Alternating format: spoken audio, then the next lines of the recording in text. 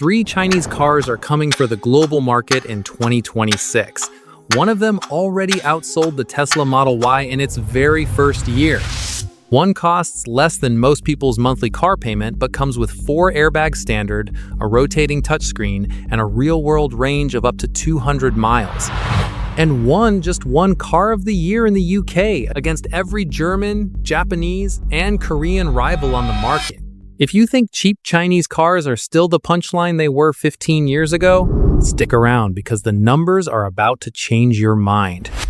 And if this is the first time you've landed on this channel, hit subscribe. Now we break down exactly this kind of data every week, the stuff dealerships and manufacturer ads will never show you. Let's start with something that will completely reframe how you think about this. In 2025, China sold a record 34.4 million vehicles. New energy vehicles crossed 50.8% of all domestic car sales for the first time in history. Not 50% of EVs, more than half of every single car sold in China was electric or hybrid. That means in the world's largest auto market, combustion-only vehicles are now officially in the minority. And the brands winning that race are ones most of the Western world has barely heard of. But here's the thing. Nobody is saying out loud, these cars aren't staying in China. Number 3, the Chery Tiggo 8. Chery is China's #1 vehicle exporter for the 23rd consecutive year. Not BYD, not Geely, Chery. The company has been shipping cars to over 80 countries for more than 2 decades, building the kind of global engineering infrastructure that most Western brands would envy. And the Tiggo 8 is the clearest proof of what that experience now produces. It is a 7-seat SUV. Fully loaded, the top trim brings heated and ventilated front seats with a massage function, a 12-speaker sound system, a panoramic sunroof, and a head-up display. In the UK, it starts at 28,545 pounds, roughly the same as a well-specified European hatchback. CarWow, one of Europe's largest automotive platforms with over 10 million YouTube subscribers, didn't just recommend it. They named it their 2026 Car of the Year and their Hybrid Hero of the Year. Not the best Chinese car of the year, Car of the Year, full stop. The caveat worth knowing, the driving experience isn't the Tiggo 8's strongest suit. The suspension prioritizes comfort over precision, and if you're hunting for thrills on a winding road, this isn't the car. But if your priority is 7 seats, a cabin that reviewers are comparing to Audi and Mercedes interiors, and a 7-year warranty, nothing at this price comes close. Not from Europe, not from Korea, not from Japan. Number 2, the Geely Galaxy Xingyuan. In 2025, this car outsold the Tesla Model Y in China, not in a single month for the entire calendar year. 465,775 units against Tesla's 425,337. And it did that in its first 12 months on the market. The Xingyuan, which roughly translates to wish upon a star, starts at the equivalent of around $9,200 in China.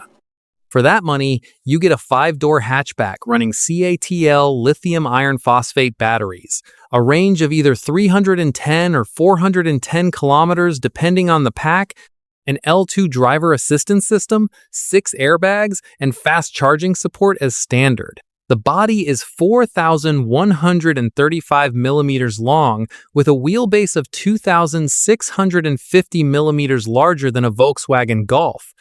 And the rear seat space reflects it. Geely isn't just any Chinese automaker. The parent group owns Volvo, Polestar, and Lotus. Safety standards and engineering DNA from those acquisitions flow directly into Geely's development process.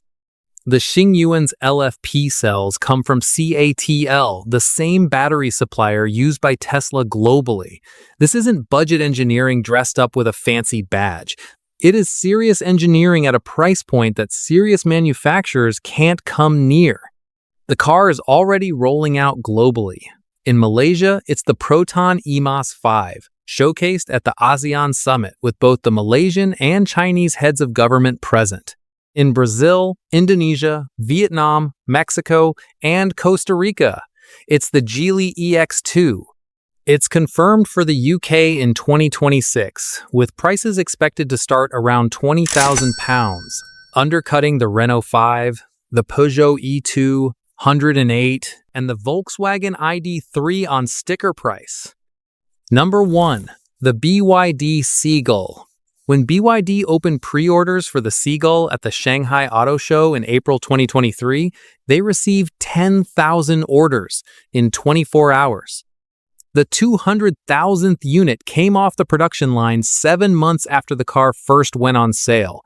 By January 2026 in South Africa, where it sold as the Dolphin Surf, it was already the best-selling electric vehicle in the country. In Indonesia, under the name Auto One, it became that country's best-selling EV by October 2025. In Thailand, it launched in March 2026. In China, the base price sits under $10,000. The car is 3,780 millimeters long and 1,715 millimeters wide, just slightly smaller than a Volkswagen Polo, but fits 5 adults inside, with a 230-liter boot that expands to 930 liters with the rear seats folded. It runs BYD's Blade battery in either a 30 or 38.8 kilowatt-hour pack, with real-world range between roughly 200 and 320 kilometers depending on conditions. The base model comes with 4 airbags, fast charging from 30 to 80% in 30 minutes, and electronic stability control as standard. Higher trims add 6 airbags, a rotating 10.1-inch screen, wireless Apple CarPlay and Android Auto, a 360-degree camera, and BYD's D-Pilot driver assistance system. The body is made of 61% high-strength steel. The honest caveat, it is not a performance machine. 0 to 100 takes around 13 seconds, and the top speed is capped at 130 kilometers per hour. In Western markets, tariffs and shipping costs have significantly inflated the price. In the UK, the equivalent Dolphin Surf starts at around £19,000, more than double what Chinese buyers pay. But even at those prices, it remains one of the most affordable new electric vehicles in those markets. Here's what all 3 of these cars are actually telling you. The Tiggo 8 won a major European Car of the Year award on merit, not on price. The Xingyuan outsold Tesla in China's brutally competitive open market. The Seagull became the top-selling EV in 2 separate countries within months of arriving in each. These results don't happen by coincidence. Chinese automakers stopped trying to undercut the competition on price alone and started outbuilding it on value. They brought battery production in-house. They recruited engineers from Bosch, from JLR, from Continental. Geely acquired Volvo and applied that engineering culture across its entire group. BYD built its own semiconductor division. The institutional knowledge transferred, and now it is in the product on your street. The question worth sitting with is not whether these cars are good. The data has already answered that. The question is what happens to the traditional automotive industry when the car that wins European Car of the Year also costs less than a well-spec'd Golf, and the brand that built it has been the top vehicle exporter out of China for 23 straight years, is now selling into your market, and is only just getting started.